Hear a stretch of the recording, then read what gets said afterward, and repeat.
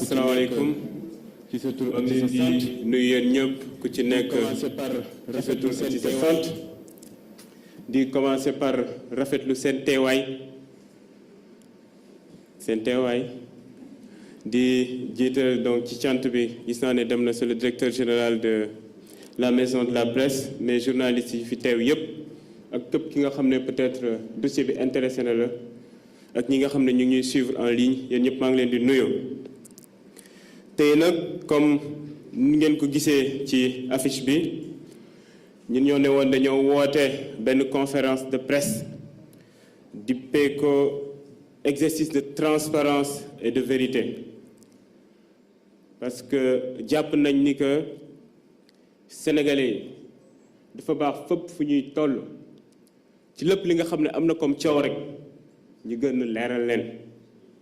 parce que fii moom dara du fi la dem incha allah ba tax na tey ci sama intervention damay commencer juste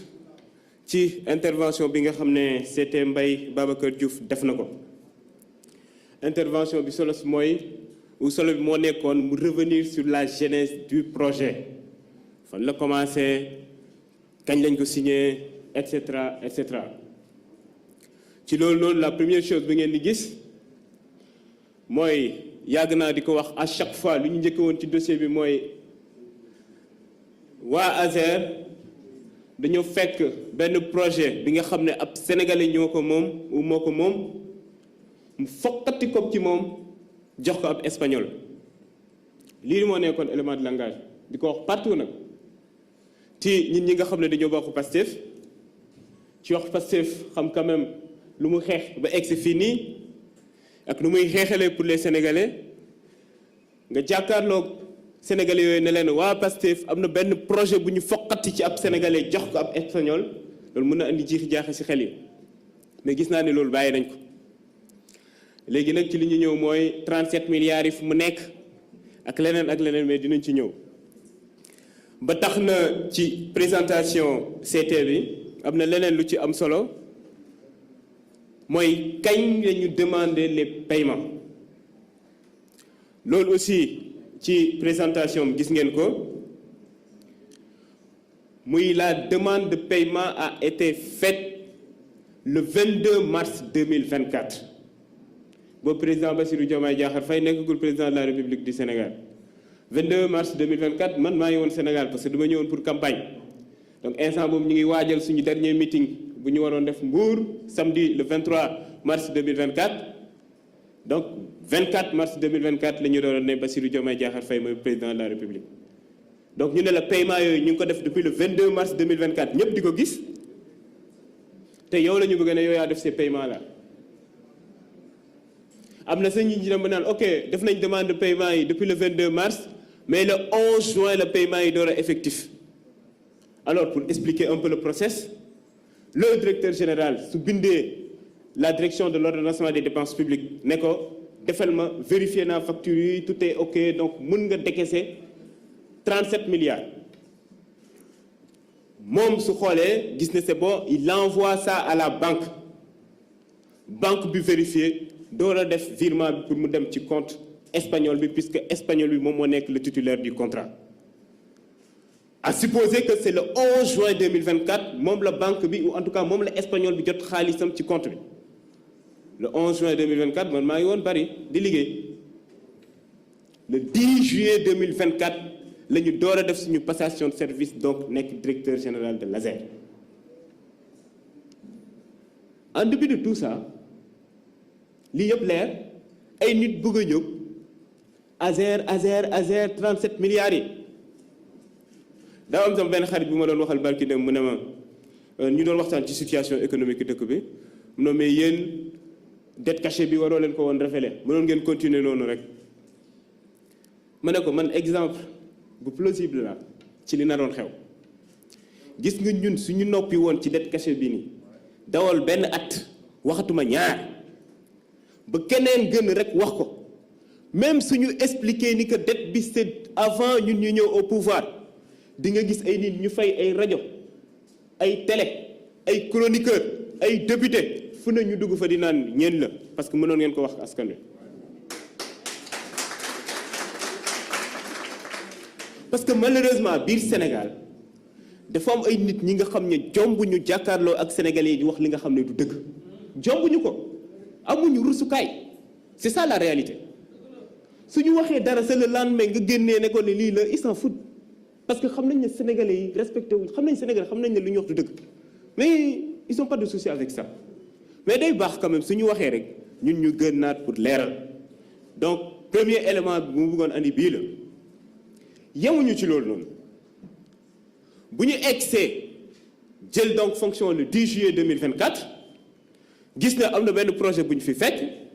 ci projet boobu noonu décaissé nañ déjà 37 milliards tout de suite ñu commencé le process lu ñu njëkk a def mooy audit interne bi am lu mu ñëwoon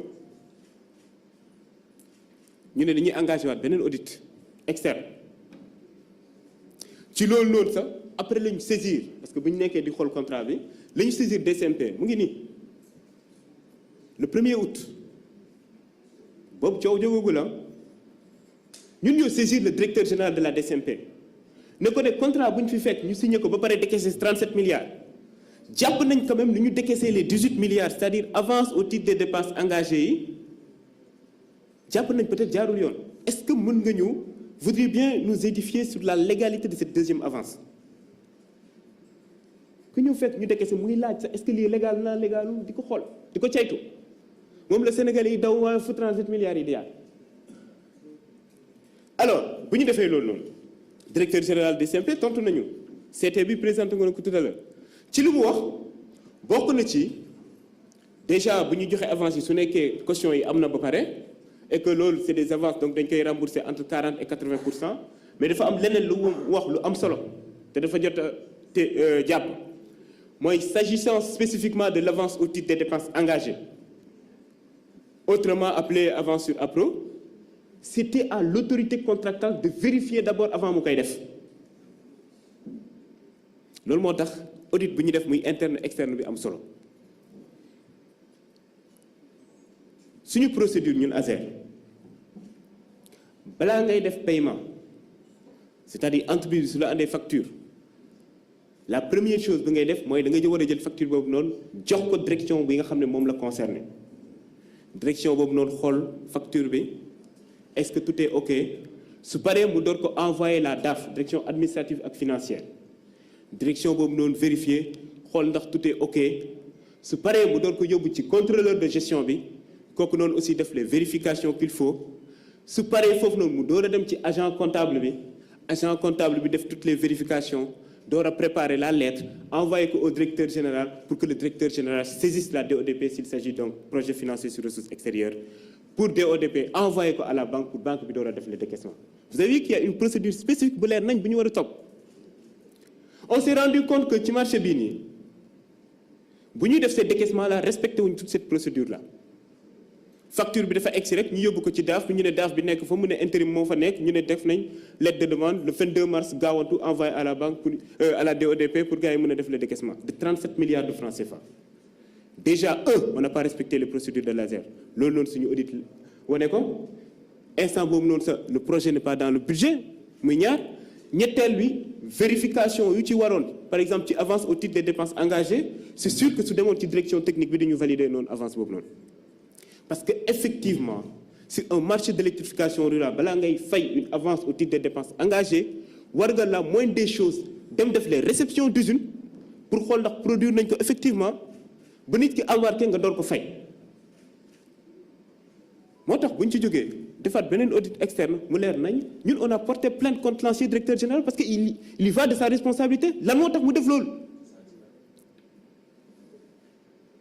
kuy am dara lu muy reproché boppam ci 37 milliards dina porter plainte ñun porté wuñu plainte contre X dañoo cité ku ñu porter plainte yemuñ ci ñu saisir Cour des comptes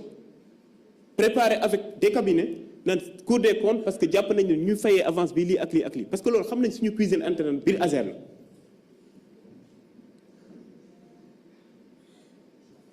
ci 37 milliards yi pire encore xam nga 37 milliards yi lu tax coow li gën a bëri c'est que bu ñuy fay les 37 milliards dafa am lu nekkoon ci suuf parce que boobu entreprise espagnole bi ak entreprise sénégalaise bi y avait pas de souci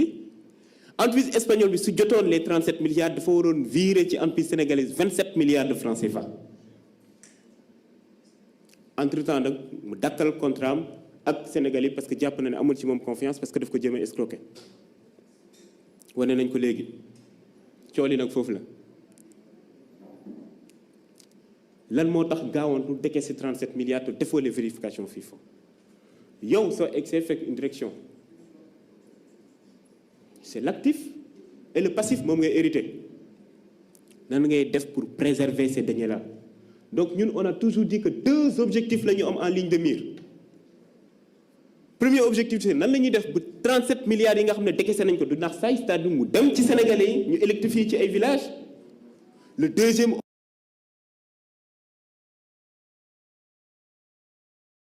objectif c'est que nan la localité minimum loolu moo nekkoon suñu 2 objectifs en ligne objectif c'est que nan la localité minimum loolu moo nekkoon suñu 2 objectifs en ligne de mire alors bu ñu defee loolu am na ay irrégularité peut-être ab jeune lay déroulé ñoo xamul